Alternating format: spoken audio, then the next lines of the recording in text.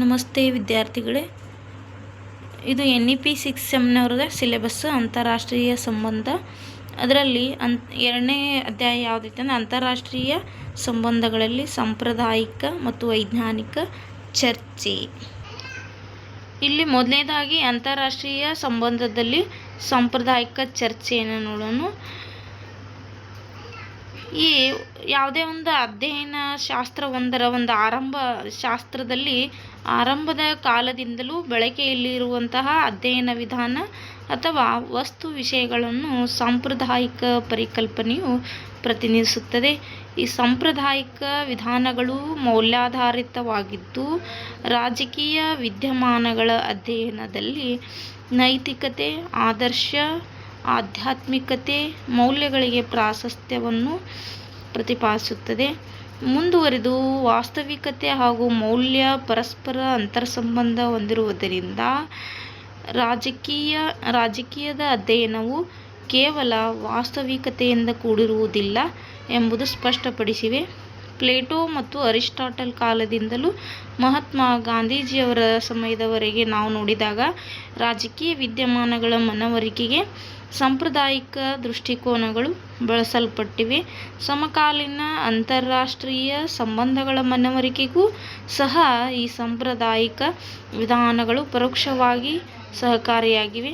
ಕಾಲಾನುಕ್ರಮದಲ್ಲಿ ಅಂತಾರಾಷ್ಟ್ರೀಯ ಸಂಬಂಧಗಳ ಚಿಂತಕರು ಅಥವಾ ತಜ್ಞರಿಂದ ಬಳಸಲ್ಪಟ್ಟ ಹತ್ತಾರು ಸಾಂಪ್ರದಾಯಿಕ ವಿಧಾನ ಮತ್ತು ವಸ್ತು ವಿಷಯಗಳಿದ್ದು, ಅವುಗಳನ್ನು ಕುರಿತಾದ ಪ್ರತಿಪಾದನೆಯು ಸಾಂಪ್ರದಾಯಿಕ ಚರ್ಚೆ ಎನಿಸಿಕೊಳ್ಳುತ್ತೈತಿ.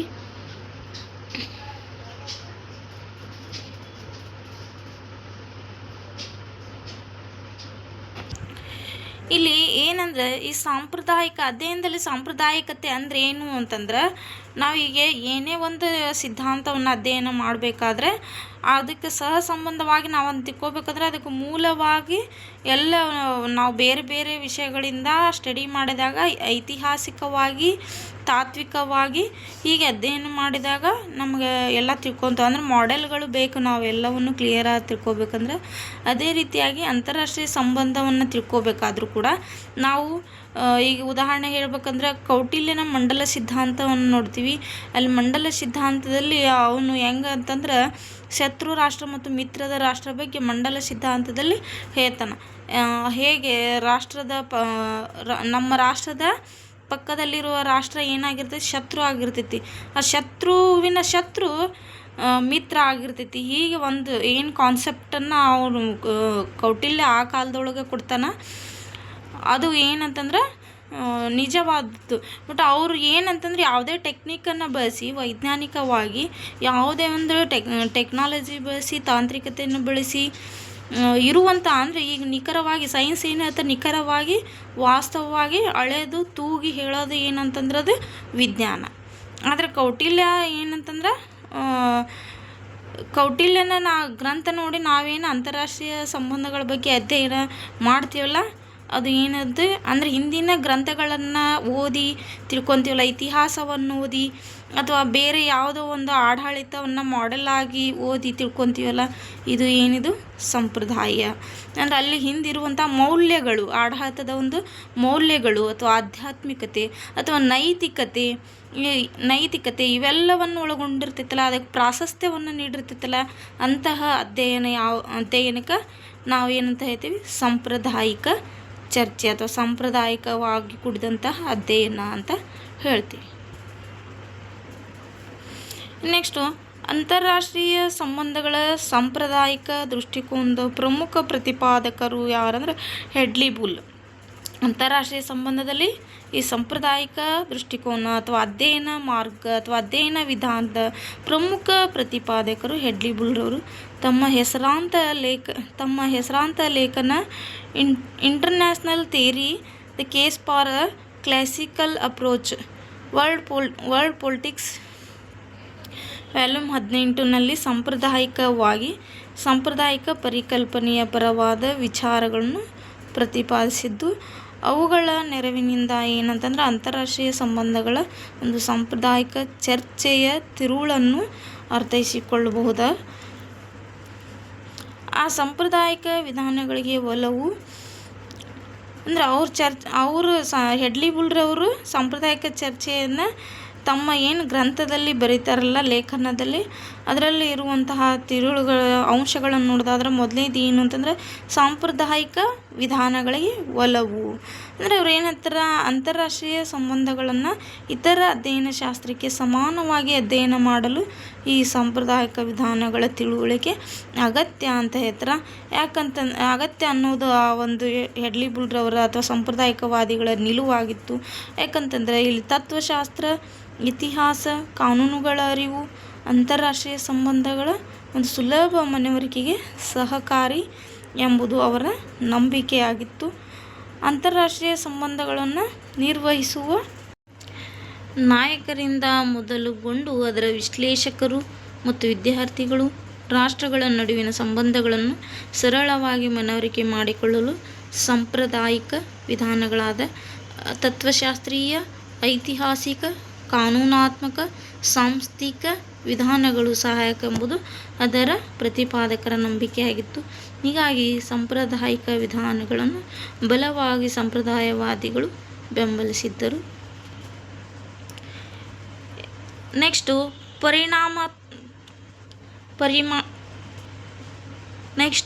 ಪರಿಮಾಣಾತ್ಮಕತೆಗಿಂತ ಗುಣಾತ್ಮಕತೆಗೆ ಆದ್ಯತೆ.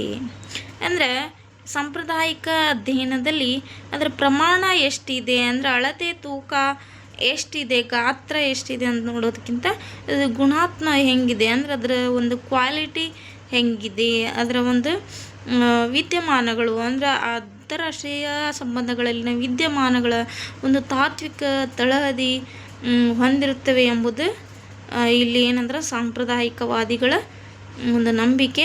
ಅದರ ಜೊತೆಗೆ ಇಲ್ಲಿ ಜಾಗತಿಕ ವ್ಯವಹಾರಗಳು ಮೌಲ್ಯಾಧಾರಿತ ಚಟುವಟಿಕೆಗಳೆನಿಸಿದ್ದು ಅವುಗಳನ್ನು ಪರಿಮಾಣತೆಗಿಂತ, ಅಂದರೆ ಅಳತೆ ಅಳತೆಗೆ ಒಳಪಡಿಸುವುದಕ್ಕಿಂತ ಅಲ್ಲಿ ಏನಂದ್ರೆ ಗುಣವಾಗಿರಬೇಕು, ಅದು ಕ್ವಾಲಿಟಿ ಇರಬೇಕು, ಅಂದ್ರೆ ಆ ಒಂದು ಅಧ್ಯಯನದಲ್ಲಿ ಮೌಲ್ಯಗಳಿರಬೇಕು. ಅದಕ್ಕೆ ಈ ಸಂಪ್ರದಾಯವಾದಿಗಳು ಗುಣಾತ್ಮಕತೆಗೆ ಹೆಚ್ಚು ಮಹತ್ವ ನೀಡಬೇಕು ಹೊರತು ಮಾಪನಕ್ಕಲ್ಲ, ಪರಿಮಾಣಕ್ಕಲ್ಲ ಅಥವಾ ಅದರ ಪ್ರಮಾಣಕ್ಕಲ್ಲ ಅನ್ನುವಂತಹ ಒಂದು ವಿಚಾರವನ್ನು ಹೇಳ್ತಾರೆ. ನೆಕ್ಸ್ಟ್, ತಂತ್ರಗಳ ಬದಲು ಮೌಲ್ಯಗಳಿಗೆ ಪ್ರಾಶಸ್ತ್ಯ. ತಂತ್ರಗಳು ಅಂದರೆ ಏನು, ಟೆಕ್ನಿಕ್ಸು ಅಥವಾ ಕೌಶಲ್ಯಗಳು. ಅಂದರೆ ಒಂದು ಅಂತಾರಾಷ್ಟ್ರೀಯ ಸಂಬಂಧದೊಳಗೆ ಇದು ಸೈನ್ಸ್ ಏನು ಹೇಳ್ತೈತಿ, ವಿಜ್ಞಾನ ಹೇಳ್ತೈತಿ ಅಂದರೆ ಕೆಲವೊಂದು ಟೆಕ್ನಿಕ್ಸ್ ಇರಬೇಕು. ಅಂದ್ರೆ ವಾಸ್ತವಿಕತೆ, ಅಂದರೆ ಸಮೀಕ್ಷೆ ಮಾಡೋದಾಗಲಿ, ಅಂದರೆ ಮುಂದಿನ ಫ್ಯೂಚರ್ಗಳಿಗೆ ಒಂದು ಮಾಡೆಲ್ಗಳಾಗಲಿ ಹೀಗೆ ಹೇಳ್ತೈತಿ. ಆದರೆ ಈ ಒಂದು ಸಾಂಪ್ರದಾಯಿಕವಾದ ಅಥವಾ ಸಾಂಪ್ರದಾಯಿಕ ಚರ್ಚೆಯಲ್ಲಿ ಏನು ಹೇಳ್ತಾರೆ ಅಂದರೆ ಅಂತಾರಾಷ್ಟ್ರೀಯ ಸಂಬಂಧಗಳ ಅಧ್ಯಯನದಲ್ಲಿ ಈ ಸಾಂಪ್ರದಾಯಿಕ ಮೌಲ್ಯಗಳಾದ ನ್ಯಾಯ, ಶಾಂತಿ, ಸಮಾನತೆ, ಜಾಗತಿಕ ಒಳಿತು ಮುಂತಾದ ಮೌಲ್ಯಗಳೇ ಪ್ರಾಶಸ್ತ್ಯ ನೀಡಬೇಕು ಅಂತ ಈ ಸಂಪ್ರದಾಯವಾದಿಗಳ ನಿಲುವು. ಆದರೆ ವಿಜ್ಞಾನ ಹಂಗಲ್ಲ. ವಿಜ್ಞಾನ ಏನು ಹೇಳ್ತೈತಿ ಅಂದ್ರೆ ಸಮೀಕ್ಷೆ ಇರಬೇಕು, ಒಂದು ವೈಜ್ಞಾನಿಕವಾಗಿ ಅಧ್ಯಯನ ಮಾಡಬೇಕಾದ್ರೆ ವಿಜ್ಞಾನದಲ್ಲಿ ಏನಿರಬೇಕು, ತಂತ್ರಗಳಿರಬೇಕು. ಹೌದಾ, ಅಲ್ಲಿ ಏನು ಸಮೀಕ್ಷೆ ಮಾಡಬೇಕು, ಸಮೀಕ್ಷೆ ಮಾಡಿ ಆ ಯಾವುದೇ ಒಂದು ವಿಷಯವನ್ನು ತಗೋಬೇಕಾದ್ರೆ ಸಮೀಕ್ಷೆ ಇರಬೇಕು, ಊಹೆ ಇರಬೇಕು, ಆಮೇಲೆ ಅದು ಸತ್ಯಾಸತ್ಯತೆಗಳನ್ನು ತಿಳ್ಕೊಳ್ತಾರೆ ಮತ್ತು ಮಾಡೆಲ್ಗಳು ಇರಬೇಕು. ಹೀಗೆ ಅಧ್ಯಯನವನ್ನು ವೈಜ್ಞಾನಿಕವಾಗಿ ಅಥವಾ ವೈಜ್ಞಾನಿಕ ಚಿಂತಕರು ಹೇಳ್ತಾರೆ. ಬಟ್ ಸಂಪ್ರದಾಯವಾದದಲ್ಲಿ ಹಂಗಿರಲ್ಲ, ಅಲ್ಲಿ ಮೌಲ್ಯಗಳಿಗೆ ಮಾತ್ರ ಪ್ರಾಶಸ್ತ್ಯ ಇರ್ತೈತಿ. ನೆಕ್ಸ್ಟ್ ಏನು, ಶಾಶ್ವತೆಗಿಂತ ತಾತ್ಕಾಲಿಕತೆಗೆ ಒತ್ತು. ಅಂದ್ರೆ ಅಂತಾರಾಷ್ಟ್ರೀಯ ಸಂಬಂಧಗಳು ಚಲನಶೀಲವಾಗಿರ್ತವೆ. ಹೌದಾ, ಈಗ ಅಂತಾರಾಷ್ಟ್ರೀಯ ಸಂಬಂಧಗಳಲ್ಲಿ ಯಾವುದೇ ಒಂದು ವಿಚಾರ ಏನಂತಂದ್ರೆ ಈಗ 2026 ಮಾಡಿದಂತಹ ಒಂದು ವಿಚಾರಗಳ ಏನಂತಂದ್ರೆ ಮುಂದೆ ಇನ್ನು 10 ವರ್ಷಕ್ಕೆ ಬಂದರೂ ಇರೋದಿಲ್ಲ. ಯಾಕಂದ್ರೆ ಇಲ್ಲೇ ಬದಲಾವಣೆ ಆಗ್ತಿರ್ತೈತಿ. ಯಾಕಂದರೆ ಜನರಿಗೂ ಕೂಡ ಬದಲಾವಣೆ ಬೇಕಾಗ್ತಿರ್ತೈತಿ. ಹೆಂಗಲ್ಲಿ ಈಗ ಜನ್ರೇಷನ್ ಎಲ್ಲ ಚೇಂಜ್ ಆದಂಗೆಲ್ಲ ಆಡಳಿತನೂ ಕೂಡ ಚೇಂಜ್ ಆಗ್ತೈತಿ. ಅಂದ್ರೆ ಈ ಅಂತಾರಾಷ್ಟ್ರೀಯ ಒಂದು ಅಧ್ಯಯನ ಇದೂ ಚೇಂಜ್ ಆಗ್ತೈತಿ. ಹಾಗೆ ಇಲ್ಲಿ ಏನಂದ್ರೆ ಶಾಶ್ವತೆಗಿಂತ ತಾತ್ಕಾಲಿಕತೆ. ಅಂದ್ರೆ ಅದು ಆವಾಗಿನ ಇದಕ್ಕೆ ಏನು ಬೇಕು, ಈಗ ಜಸ್ಟ್ ಈಗ ನಮಗೆ ಏನು ಬೇಕು ಆ ಒಂದು ಮೌಲ್ಯಗಳಿದ್ರೆ ಸಾಕು ಅಂತ ಈ ಸಾಂಪ್ರದಾಯಿಕ ಚರ್ಚೆಯಲ್ಲಿ ಹೇಳ್ತಾರೆ. ಅಂದರೆ ಅಂತಾರಾಷ್ಟ್ರೀಯ ಸಂಬಂಧಗಳು ಚಲನಶೀಲ ಎಂಬುದು ಈ ಸಂಪ್ರದಾಯವಾದಿಗಳ ಚಿಂತಕರ ಒಂದು ಅಭಿಪ್ರಾಯ ಆಗಿರ್ತೈತಿ. ಹೀಗಾಗಿ ಅಂತಾರಾಷ್ಟ್ರೀಯ ಸಂಬಂಧಗಳ ಕುರಿತ ಹೇಳಿಕೆಗಳು ಮತ್ತು ತೀರ್ಮಾನಗಳು ಶಾಶ್ವತವಾಗಿರದೆ ತಾತ್ಕಾಲಿಕ ಸ್ವರೂಪ ಪಡೆದಿರುತ್ತವೆ ಎಂಬ ನಿಲುವಿಗೆ ಅವರು ಅಂಟಿಕೊಂಡಿರ್ತಾರೆ. ಯಾವುದೇ ಅಂಶವಾಗಲಿ ಸಾರ್ವತ್ರಿಕವಾಗಿ ಮತ್ತು ಸಾರ್ವಕಾಲಿಕವಾಗಲಿ ಅಂತಾರಾಷ್ಟ್ರೀಯ ಸಂಬಂಧಗಳಲ್ಲಿ ಇರಲಾರುವು ಅಂತ ಹೇಳ್ತಾರೆ ಎಂಬುದನ್ನು ಅವರು ವ್ಯಕ್ತಪಡಿಸ್ತಾರೆ. ಈ ಹಿನ್ನೆಲೆಯಲ್ಲಿ ಶಾಶ್ವತೆಗಿಂತ ತಾತ್ಕಾಲಿಕವಾಗಿರಬೇಕು.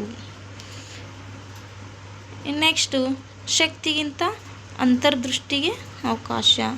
ಅಂತಾರಾಷ್ಟ್ರೀಯ ಮಟ್ಟದಲ್ಲಿ ಶಕ್ತಿಯ ಔಚಿತ್ಯವನ್ನು ಸಂಪ್ರದಾಯವಾದಿಗಳು ಪ್ರಶ್ನಿಸುತ್ತಾರೆ. ಮುಂದುವರೆದು ಜಾಗತಿಕ ನಾಯಕರಲ್ಲಿರುವ ಅಂತರ್ದೃಷ್ಟಿಗೆ ಮಹತ್ವ ಒದಗಿಸುತ್ತಾರೆ. ವ್ಯಕ್ತಿಯ ಹಿತವನ್ನು ರಕ್ಷಿಸಬೇಕಾದರೆ ಶಕ್ತಿಗಿಂತ ಅಂತಾರಾಷ್ಟ್ರೀಯ ನಾಯಕರಲ್ಲಿ ಅಂತರ್ದೃಷ್ಟಿ ಅಗತ್ಯ ಎಂಬುದು ಅವರ ನಿಲುವಾಗಿತ್ತು. ಈ ನಿಟ್ಟಿನಲ್ಲಿ ನಾಯಕರು ಅಂತರ್ದೃಷ್ಟಿಯನ್ನು ಮೈಗೂಡಿಸಿಕೊಳ್ಳಲು ತತ್ವಶಾಸ್ತ್ರ, ಇತಿಹಾಸ, ಕಾನೂನು ಮುಂತಾದ ಸಾಂಪ್ರದಾಯಿಕ ತಿಳುವಳಿಕೆ ಹೊಂದುವುದು ಅನಿವಾರ್ಯ ಅನ್ನೋದು ಈ ಸಂಪ್ರದಾಯವಾದಿಗಳ ಪ್ರತಿಪಾದನೆ ಆಗಿರುತ್ತೆ. ಒಟ್ಟಾರೆ ಈ ಸಾಂಪ್ರದಾಯಿಕ ಚರ್ಚೆ ಅನ್ನೋದಿಷ್ಟ ಇದೇನಂತಂದ್ರೆ ವಾಸ್ತವಿಕತೆ ಇರಬೇಕು, ಶಾಶ್ವತವಾಗಿರಬೇಕು, ನಿಖರತೆ ಇರಬೇಕು, ಇಲ್ಲಿ ಅಳತೆ ಮಾಪನ ಇರಬೇಕು ಅಂತ ಪ್ರಾಕ್ಟಿಕಲ್ ಆಗಿ ವಿಜ್ಞಾನದ ಥರ ನೋಡಲಾರ್ದೆ ಇಲ್ಲೇನಂತ ಹಿಂದಿನಿಂದ ಬಂದಂತಹ ಒಂದು ಆಡಳಿತದ ಮೌಲ್ಯಗಳು, ಆಡಳಿತ ಅಥವಾ ಅಧ್ಯಯನದಲ್ಲಿರುವಂಥ ಮೌಲ್ಯಗಳು ಅಥವಾ ಅಧ್ಯಯನಕ್ಕೆ ಬೇಕಾದಂತಹ ತತ್ವಶಾಸ್ತ್ರ, ನೈತಿಕತೆ ಮತ್ತು ಹಿಂದೆ ಏನು ಕಾನೂನುಗಳಿದ್ದು ಈಗ ನಾವು ಮುಂದೆ ಏನಾದರೂ ಕಾನೂನುಗಳು ಮಾಡಬೇಕು, ರೂಲ್ಸ್ಗಳು ಮಾಡಬೇಕು ಅಥವಾ ಇಂಪ್ರೂವ್ಮೆಂಟ್ ಮಾಡಬೇಕು, ಏನಾದರೂ ಚೇಂಜಸ್ ಮಾಡಬೇಕು ಅಂದರೆ ನಾವು ಈ ಮೊದಲು ಇದ್ದಂಥ ಅಂದರೆ ಇತಿಹಾಸವನ್ನು ಓದಿ ತಿಳ್ಕೊಂಡಾಗ ನಾವು ಕಂಪೇರ್ ಮಾಡಿ ಅದರಲ್ಲಿ ಯಾವ ಒಂದು ಇದು ನಮಗೆ ಕಾನೂನುಗಳು ಅಥವಾ ಆಡಳಿತಗಳು ಯಾವ ಮೌಲ್ಯಗಳು ನಮಗೆ ಉತ್ತಮ ಅನ್ನಿಸ್ತವೆ ಅದನ್ನು ನಾವೇನು ಮಾಡ್ಬೋದು ಅಳವಡಿಸ್ಕೋಬಹುದು. ಆದ್ದರಿಂದ ಈ ಸಾಂಪ್ರದಾಯಿಕ ಚರ್ಚೆ ಏನಂತಂದ್ರೆ ಅಧ್ಯಯನ ದೃಷ್ಟಿಕೋನದಿಂದ ತುಂಬ ಮಹತ್ವವಾಗಿರುತ್ತೆ ಅಂತ ಹೇಳ್ಬೋದು. ಇಷ್ಟು ಸಾಂಪ್ರದಾಯಿಕ ಅಂತಾರಾಷ್ಟ್ರೀಯ ಸಂಬಂಧದ ಅಧ್ಯಾಯದಲ್ಲಿ ಸಾಂಪ್ರದಾಯಿಕ ಚರ್ಚೆ